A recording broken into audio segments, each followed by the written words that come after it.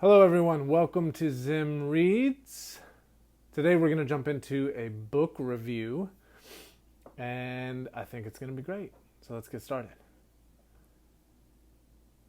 Imagine with me a book, a novel, a fiction novel, modern fiction novel with three narrators, first-person narrators, the element of multiple stories happening at one time, interwoven seamlessly without any presence of disjointedness, confusion, hiccup. Not only three narrators, but one narrator, a ghost. Not only three narrators with three different stories, with three different voices and personalities perfectly captured and crafted chapter by chapter, but at the same time, one of the narrators is also recounting another story for us in the voice of another character. And so you've got these three layers of story, keeping continuity and cohesion, I should say, and still at the same time another story happening that's undergirding and underpinning that narrative. On top of that, lyrical, poetic, prosy writing style that just takes your breath away with moments of metaphor and imagery. And then on top of that, the element of systemic racism being a theme throughout, racial injustice and racial inequality being a theme throughout, and all of this woven together, or all of this combined into the mixing bowl and created into this beautiful dough and kneaded into this beautiful bread. I mean, that's what this novel is. It is nourishing bread. As Billy Collins would say, "You are my sun and moon and all my stars. You are the bread and the wine." This novel is bread and wine, sun, moon, and stars, and it is amazing. So if that's hard to imagine, if it's difficult for you to comprehend a novel that would seek to tackle such lofty goals, if it strikes you as ambitious, utterly ambitious,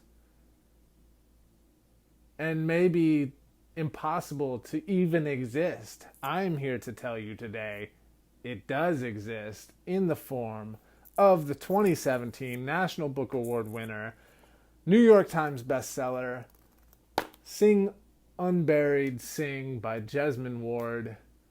This is the novel I'm talking about, and it is, yes, lofty in ambition, and yet, as I've said, masterfully executed on. So I'm going to jump in on this. That's what we're talking about today. I've got notes. I've got a few pages of notes here. Things that I scribbled out last night when I finished this book. And so I'm going to refer to these notes a couple times. So that's what I'm doing. If I'm looking down and it sounds like I'm reading, I'm going to read some excerpts of what I wrote as I finished this beautiful story. So yeah, again, Jesmyn Ward, she demonstrates utmost ambition and masterful execution in this novel. It is stunning. It packs all the force and destruction of an avalanche just pummeling down a mountainside, but retains the precision and the piercing clarity of a single drop of rain. That's how it feels. Like you're being pummeled by an avalanche, but you're being discovered and uncovered so precisely. That is a feat in itself. Now, as I mentioned, there are three narrators in this book. One is Jojo, the 13-year-old boy, and that's where the book opens, is with Jojo opening the book for us. The second narrator is his meth-addicted mother and her story. And then the third narrator is a ghost, as I mentioned. Now, Jojo has a special relationship with his grandfather, Pop, who is also Leone, his mother's father. And Jojo's relationship with his grandfather is such that Pop has told him a story about his time in the penitentiary named Parchman, a real place in the Mississippi Delta, which is where this story takes place. And in Jojo's narration, through the main story, he's also calling back to the story that Pop has given him many times before about his time at Parchman. And that becomes a hinge piece in the story. And so that's what you've got, this masterful crafting of a story where Jesmyn Ward gives us three different narrators, again, with their own voices, their own distinct personalities. There's not this overlap of it sounds like the same person. No, they're three distinct people. And then at the same time, Jojo dipping in and out of Pop's story and giving it to us in Pop's own personality and language. So we've got these dynamic elements in the story. And again, one other dynamic around that is we're then also getting the backstories of each of our narrators, but not in a way that's like, okay, let's pause the main story and go into the backstory of this character for context or to fill space in the novel. There's none of that. It happens organically. We organically discover these characters the same way we would another human being. We organically, in fragments, discover who they are and pieces of their stories and histories that are relevant to the story or surface as they're articulating different things. So all that's going on. And, we encounter these unique voices, and Jesmyn Ward beautifully develops their voices and their personalities and histories, and they surface organically, naturally, powerfully, beautifully, achingly. They're just amazing. And all of these dynamic elements that Jesmyn Ward combines into this mixing bowl of her story, Sing, Unburied, Sing, all of these elements happen without hesitation, without moments of confusion or disjointedness. It is seamless. There's never a moment throughout where you're like, wait, what? Who is that? Why is that happening? I don't understand. It's seamless, which is an amazing accomplishment with so many different variables at play. Now, on top of all that, I want to touch on Jesmyn Ward's writing style, because on top of the ambitious endeavor of the novel, you have Jesmyn Ward's very unique writing style that is so lyrical, so poetic, so prosy, so beautiful and flowy, but not in a way that eludes the reader. She is masterful in crafting a metaphor, in crafting imagery, in using simile and comparison mechanisms in her writing to move you. And again, as I mentioned at the beginning of this video, there were moments in this book where I gasped at the language being used because of how crafted and beautiful she would end a moment. She would end dialogue. She would end the stream of conscious narration of each of the narrators. There were moments that were just, I was just awestruck at how she wielded language. It was beautiful. So I want to give some examples. And I wrote the language and the flow and the poetic punches, the anguish, despair, sorrowful grief, which leaves a lump in your throat in all the ways it needs to. The way Jesmyn Ward actually weaves in metaphors and imageries that seem,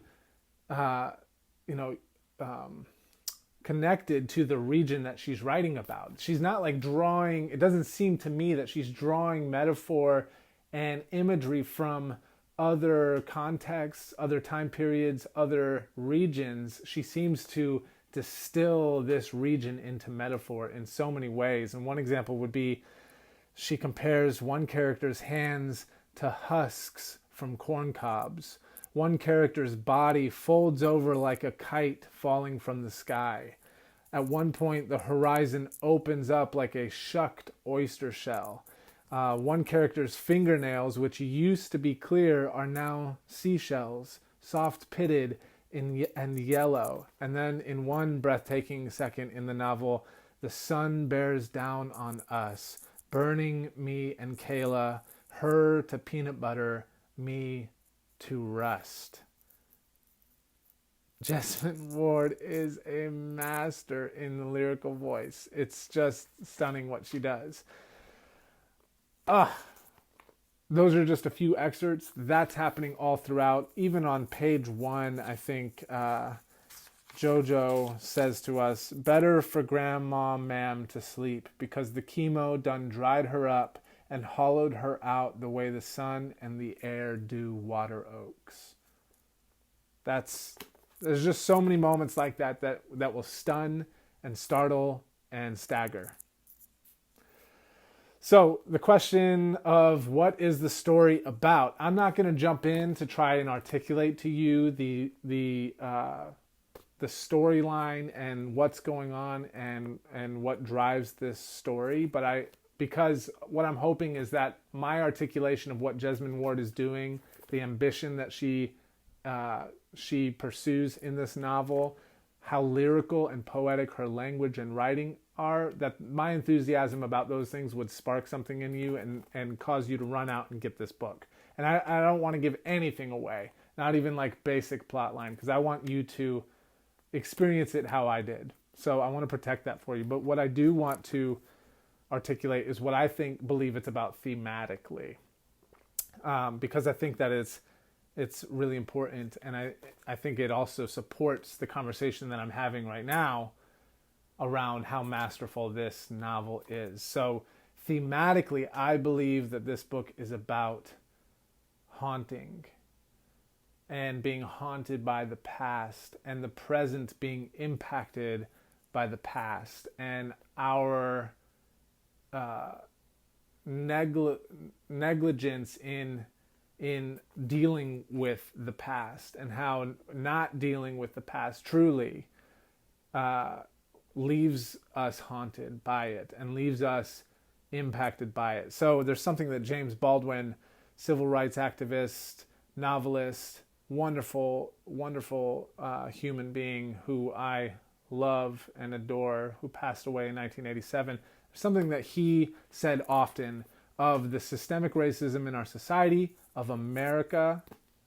I realize I'm speaking to people that are not necessarily American, but this story takes place in America. These themes orbit around issues in America. And one thing James Baldwin was saying of America is that we cannot even begin the process of healing and changing the issues that source systemic racism in our society until the white man is able and willing to look at himself and examine himself and be truly come to terms with who he is and what he has done and what he is doing, honestly evaluating those ghosts that haunt us today. We cannot begin to even heal until we can begin to honestly come to terms with those realities. And I think that that's something Jesmyn Ward is touching on in Sing Unburied. Sing is this concept of haunting. We are haunted by the voices of the unburied. We are haunted by the voices and the stories and the truths that they represent and that they experienced of those that have yet to be heard. And it's amazing how she orbits around this theme throughout the book, and how it's personified in ghosts and personified in each of the characters' personal haunting from loved ones and also things that they have done. And all of that kind of weaves in and leaves the reader exposed, utterly exposed. That's why I say it has this destructive power of an avalanche, because it leaves you exposed. And it's stunning the way she does it. So I love that. So how is that element kind of surfaced in the book? In the book, there's an unjust killing of a black man, police brutality and mistreatment toward a young boy of color, a haunting scene of torture and lynching of a black man by a white mob. There's a prison of black men and boys, Parchman, working themselves to death in the Mississippi Delta. There's an interracial relationship unaccepted by the white father of the young man in the relationship, the white father who is a racist and also an accomplice in this injustice towards a black man. So Jesmyn Ward, what I wrote was she exposes the agony of the black experience in America, the black grief of a people suffering the tragic loss of their sons and daughters, the yet to be dealt with impact of slavery, the systemic racism that informs the way black people must live and breathe and be in a white world. Jesmyn Ward captures and showcases brilliantly the humanity and complexity of her characters against the backdrop of this system, of this haunted land. And it's masterful, it's beautiful, it's amazing. It really is staggering, as the Boston Globe said, staggering. So I want to read one last thing. This is my wrap up of what Jesmyn Ward has done here. She has crafted, yes, masterfully crafted, certainly with blood, sweat, tears, and heartache, a story that cannot be ignored. And in the voices that she gives agency to, in the narrators of Pop, in her narrators, the voices of Pop and Ma'am, of the ghosts of black souls at the outset, the reader is hooked and cannot but journey with these souls through this story. The sun of the novel bears down on us, is meant to burn us. Some of us to peanut butter, some of us to rust, all of us to the praise of Jesmyn Ward, and sing, Unburied, sing.